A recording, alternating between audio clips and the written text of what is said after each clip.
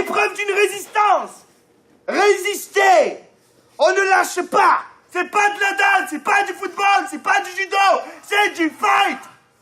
Dites-le, fight. Fight. Fight. Fight. Fight. Fight. Mon métier à moi, c'est de mettre des coups dans la tête à des adversaires 365 jours dans l'année, mais avec un respect.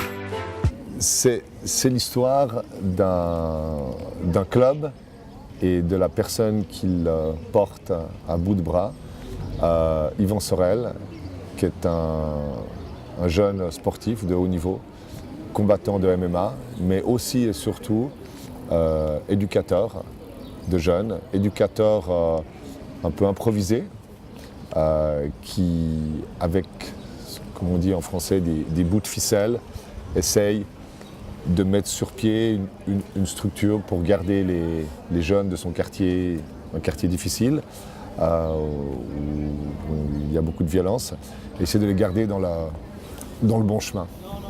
La valeur qu'on apprend direct au club, c'est qu'on doit respecter lui qui est métis, lui qui est jaune, lui qui est blanc, lui qui est noir, lui qui est haut comme 3 pommes. J'ai rencontré Yvan Sorel par le biais d'amis communs qu'on a dans les quartiers nord de Marseille. Ça fait plusieurs années, depuis même mon premier long métrage, Clandestin, que j'ai rencontré un comédien qui s'appelle Moussa Maskri, qui vient des quartiers nord de Marseille, que j'ai continué à voir régulièrement et qui m'a présenté Yvan Sorel.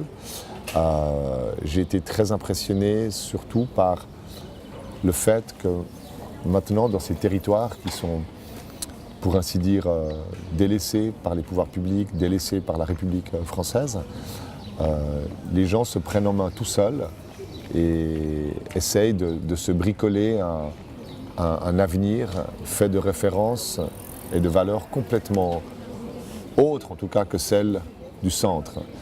Comme si tout à coup, les périphéries partaient, je ne dirais pas à la dérive, parce que ce n'est pas forcément une dérive, mais partaient comme des îles comme ça qui s'éloignent du centre et qu'on regarde partir sans finalement s'en soucier beaucoup. Et j'étais très étonné, c'était à la fois, j'étais très triste de voir à quel point ils sont laissés dans l'abandon et en même temps très impressionné par leur capacité de résilience et d'improvisation et d'énergie. Voilà. Donc tout ça, je me suis dit, ça valait bien, toutes les questions que ça pose, en tout cas, valaient bien un film. Tu as frappé un petit? Un grand. Vous avez tous la possibilité d'aller au-delà de vos limites. Et je ne vous lâcherai jamais. Parce que si je vous perds, moi, je perds tout. Je n'avais pas particulièrement de message, ni de thème, justement. J'ai eu tendance, peut-être dans des films précédents, à aborder les choses plus thématiquement que émotionnellement ou que dramaturgiquement.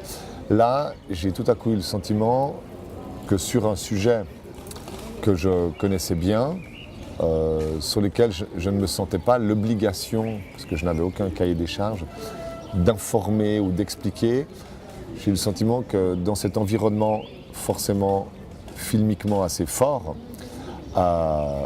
j'avais fait la rencontre d'un personnage qui, de par sa force, de par son charisme, de par sa relation extrêmement particulière avec ses élèves, pouvait par lui-même implémenter une sorte de dramaturgie, une tension, un axe de tension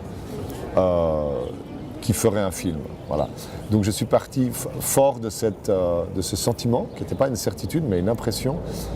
Je suis parti un peu à la fois en mode d'improvisation, c'est-à-dire que j'ai laissé rentrer le réel comme il était dans le tournage, dans l'œil de la caméra, mais aussi avec un processus beaucoup plus maîtrisé et intellectuel. C'est-à-dire que tout ce que je tournais, je débriefais, je regardais les rushs, je regardais où c'est que ça pouvait s'inscrire dans une histoire. Et le film s'est construit comme ça, de manière assez organique, entre cet aller-retour avec ces scènes du réel, souvent assez incroyables, assez surprenantes, et puis en même temps, l'idée que ça pouvait s'inscrire dans un récit finalement assez simple, en faisant confiance aussi au storytelling c'est un film un peu, comme on dit, character driven. Hein. Et j'ai laissé beaucoup de côté la théorie et finalement peut-être un peu l'intellect pour aller vers des choses plus émotionnelles et plus fortes et plus directes. Il faut que je fasse quoi? Je vous tape dans la gueule, je vous tape pas assez dans la gueule. Des fois je dis des choses, des fois et au fond, je sais pas, je suis un être humain, tu vois. Carapace de niquer, tu vois, mais